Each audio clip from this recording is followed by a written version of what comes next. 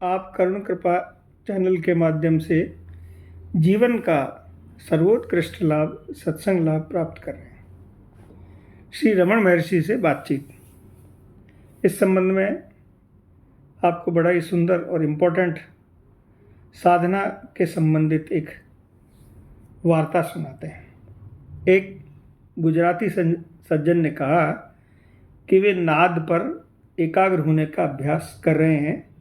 हम जानना चाहते हैं कि क्या यह पद्धति ठीक है। ये नाद जो है ये क्या है, एक ऐसी आवाज़ है जो अपने बॉडी में स्वतः ही आती रहती है। अब इसको सुनने का क्या तरीका है? सुनने का तरीका ये है कि कान के दोनों पर्दे आप उंगली से बंद कर लें या ईयरबड से बंद कर सकते हैं, तो एक आवाज़ अंदर से एक साउंड सुनाई देगी। वो साउंड जो है वो नाद है और वो धीरे धीरे 10 प्रकार के स्वरों में परिवर्तित होती है साधना की प्रगति के अनुसार। तो ये गुजराती सज्जन महर्षि से पूछते हैं, महर्षि रमण से। तो महर्षि रमण इसका जवाब देते हैं, निर्धारित पद्धतियों में नाद पर ध्यान भी एक पद्धति है। इसके समर्थन इस पद्धति को एकदम विशेष और उत्तम मानते हैं। उनके अनुसार यह पद्धति सबसे अधिक सरल तथा अत्यधिक सीधी है। जिस प्रकार बालक को लोरियां गाकर सुनाते हैं, उसी प्रकार नाद मनुष्य को शांत कर समाधि अवस्था में प्रविष्ट करा देता है। फिर जिस प्रकार एक राजा लंबी यात्रा से लौटे अपने राजकुमार के स्वागतार्थ राज्य के संगीताचार्यों को अगवानी हेतु भेजता है, उसी प्रकार नाद भक्त को परमात्मा के प्रसाद में आनंदपूर्वक ले जाता है। नाद से एकाग्रता सहज में होती है और नाद की अनुभूति कर लेने पर स्वयं इसे ही लक्ष्य नहीं बना लेना चाहिए। नाद लक्ष्य नहीं है, दृष्टा तो दृढ़ता से पकड़ना होगा, अन्यथा उसका परिणाम होगा शून्य। और यदि दृष्टा शून्य में भी है किंतु उसे विभिन्न प्रकार के नाद के समाप्त हो जाने का भान नहीं रहेगा, उस शून्य में ही जागरूकता रहने के लिए व्यक्ति को अपने स्वयं की आत्मा को स्मरण रखना आवश्यक है। नाद उपासना उत्तम है और यह भी उत्तम है कि यदि इसे सोच विचार से संबंध कर दिया जाता है। इस प्रणाली से नाद चिन्मय तथा तन्मय, ज्ञान से तथा आत्मा से हो जाता है। नाद एकाग्रता में सहायता देता है। एक साधु के प्रश्न करने पर कि क्या देह आदि की विस्मृति ही भक्ति है, श्री भगवान ने कहा, तुम देह की चिंता क्यों करते हो? भक्ति का अभ्यास करो तथा देह का क्या होता है इसकी चिंता त्याग दो। बड़ी उम्र के एक अमरीकी दंपत्ति श्रीमती एवं श्री केली तथा उनके साथ आए अन्य व्यक्ति जानना चाहते हैं कि बैठने की असुविधा तथा मच्छरों के काटने की स्थिति में वे किस प्रकार एकाग्रता प्राप्त करें। तो महर्षि ने कहा, यदि एकाग्रता ठीक हो तो असुविधा तुम्हें परेशान नहीं करेगी। असुविधाओं पर ध्यान मत दो, ध्यान में मन को स्थिर करो। यदि तुम में मच्छर के काटने पर उसे सहन करने का धैर्य तथा शक्ति नहीं है तो तुम आत्म साक्षात्कार की आशा कैसे कर सकते हो? जीवन में सारे कष्टों को सहते हुए ही साक्षात्कार होना चाहिए। यदि तुम अपने आप को सुख सुविधाओं से संयुक्त करके सैया पर जाओगे तो तुम्हें निद्रा आ जाएगी। कष्ट सहकर भी ध्यान में स्थिर रहो। अमेरिकी महाशय कुछ ऊंचा सुनते हैं। युवावस्था में ही आत्मनिर्भर रहने से उनकी श्रवण शक्ति को हास स्वभावतः उन्हें चिंतित कर रहा था। महर्षि, तुम आत्मनिर्भर नहीं थे, तुम अहंकार निर्भर थे। ये अच्छा होगा कि तुम अहंकार निर्भरता को नष्ट कर दो और वास्तव में आत्मनिर्भर हो जाओ। तो श्री भगवान ने पुनः कहा, चिंता का कोई कारण नहीं है। इंद्रिय निग्रह आत्म साक्षात्कार की प्रारंभिक आवश्यकता है। तुम्हारे लिए और तुम्हारे हित में तुम्हारी एक इंद्रिय का निग्रह स्वयं परमात्मा ने ही कर दिया है। यह तो और भी अच्छी बात है। प्रश्नकर्ता ने कहा कि उसे विनोद तो अच्छा लगा, किंतु फिर भी वह आत्मसम्मान को ठेस पहुंचती है। महर्षि, आत्मा केवल एक है। जब तुम अपनी भूलों के लिए अपने आप को दोषी ठहराते हो, तब भी क्या तुम्हें ठेस पहुंचती है? यदि तुम आत्मभाव में दृढ़ हो जाओ तो तुम्हें दोषी ठहराने वाला दूसरा कोई नहीं है। जब तुम जगत को देखते हो तो आत्मा की धारणा नहीं रहती। इसके विपरीत आत्मा पर दृढ़ रहो तो जगत की प्रतीति नहीं होगी। श्रीमती कैली जानना चाहती थी कि वे ध्यान करना उत्तम ढंग से कैसे सीख सकती हैं। तो महर्षि ने पूछा कि क्या उन्होंने रोमन कैथोलिक की भांति माला फेर कर जप किया है? उत्तर था नहीं। तो महर्षि, क्या तुमने ईश्वर को तथा उनके गुणों पर विचार किया है? भक्त, मैंने इस विषय पर पढ़ा है, पर चर्चा की।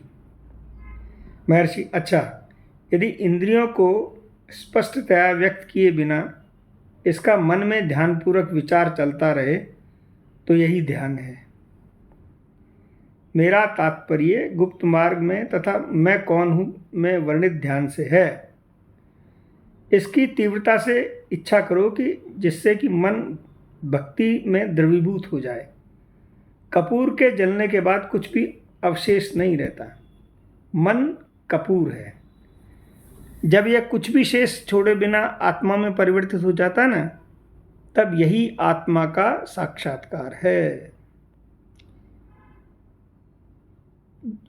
पेशावर से कुछ लोग आए, जिसमें एक जुडिशियल कमिश्नर थे तथा एक विद्वान उत्साही युवक था जो जीवात्मा से पृथक परमात्मा में दृढ़ आस्था मानता। उसने कुछ प्रश्न उठाए तो श्री भगवान ने उसके अनेक संशयों का एक ही वाक्य में समाधान किया कि आत्मा को जीव तथा परमात्मा की उपाधि से रहित कर दो।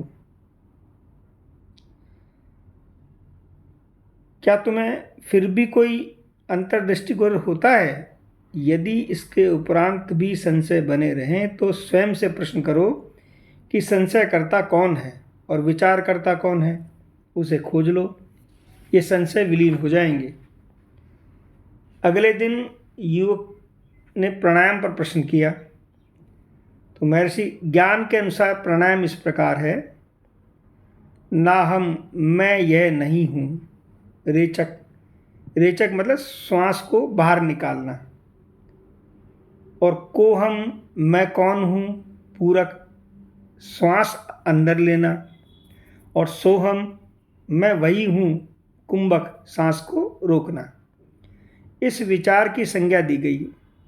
इस विचार से वांछित फल प्राप्ति होती है। जिस साधक का इतना विकास न हो तो इससे लगे कि जो कुछ ध्यान करने से श्वास पर संयम होने लगता है तथा मन की चंचलता समाप्त होने लगती है।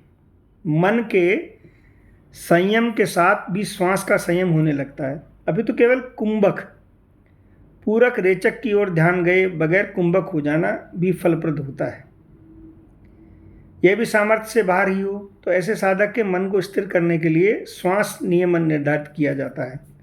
श्वास जितने समय तक नियंत्रित रखा जाएगा, मन केवल उतने समय तक ही शांत रहेगा। इस प्रकार यह अवस्था अस्थायी है। निश्चय ही प्राणायाम लक्ष्य नहीं है। यह क्रम से साधना, प्रत्याहार, धारणा, ध्यान तथा समाधि तक का है। ये अवस्थाएं मन को वश में करने के लिए है। जिस साधक ने पहले प्राणायाम का अभ्यास किया है उसके लिए नियंत्रण सरल हो जाता है। प्राणायाम उसे मनोनिग्रह की उच्चतम अवस्थाओं तक ले जाता है। अतः योग का लक्ष्य ही मनोनिग्रह है। जिस साधक ने पर्याप्त प्रगति कर ली है, स्वभाव की प्राणायाम में समय नष्ट न कर सीधा मनोनिग्रह करेगा। बहुत से लोग जिन सिद्धियों के पीछे भागते हैं ना, ये तो सरल प्राणायाम के विकास से सिद्ध हो जाती है। आहार संयम की आवश्यकता पर प्रश्न करने पर श्री भगवान ने कहा, मित हित भुकै अनुकूल भोजन सीमित मात्रा में। भक्ति के महात्म के संबंध में प्रश्न करने पर श्री भगवान ने कहा, जहाँ तक विभक्त है वहाँ तक भक्ति की आवश्यकता होती है, और जहाँ वियोग है वहाँ ये योग की आवश्यकता होती है। अतः जब तक द्वैत है तब तक ईश्वर तथा भक्त भी है। विचार के संबंध में भी ऐसा ही है, जब तक विचार है तब तक द्वैत भी है। परंतु स्तोत्र में विलीन होने के बाद केवल ऐक्य है। भक्ति भी इसी के अनुरूप है। भक्ति में इष्ट की प्राप्ति के उपरांत केवल ऐक्य है, और ईश्वर विचार भी आत्मा में और आत्मा द्वारा होता है, तथा ईश्वर तथा आत्मा एक ही है। यदि साधक को भक्ति का निर्देश मिले तथा वह सीधा भक्ति करने लगे तब ठीक है, किंतु ऐसे भी भक्ति है जो विचार करने लगेगी, दो है, एक मैं तथा एक ईश्वर। दूरस्थ ईश्वर को जानने से मुझे समीप मैं तो जान लेना चाहिए, ऐसे साधक को विचार मार्ग पर उपदेश दिया जाता है। वस्तुतः भक्ति तथा विचार में कोई अंतर नहीं है। उस व्यक्ति ने समाधि के स्वरूप पर तथा साधनाओं पर प्रश्न किया। जब समाधि के स्वरूप तथा समाधि में जाने के मार्ग को जानने वाला है तो समाधि हो जाएगी। जब समाधि के स्वरूप तथा समाधि में जाने के मार्ग को जानने वाला नहीं रहता तब समाधि हो जाती है। मेजर चांडविक ऐसा कहते हैं कि महात्मा की एक दृष्टि पर्याप्त है। मूर्तियाँ, तीर्थ यात्रा आदि इतनी प्रभावशाली नहीं है। मैं यहाँ 3 मास से निवास कर रहा हूँ, कह नहीं सकता महर्षि की दृष्टि में किस भांति लाभान्वित हुआ। महर्षि, आत्मा की दृष्टि पवित्र करनी है। पवित्रता दृष्टि से नहीं देखी जा सकती। पत्थर के कोयले के टुकड़े को जलाने में समय लगता है, लकड़ी का कोयला कम समय में जल जाता है तथा बारूद की ढेरी तुरंत ही धधक जाती है।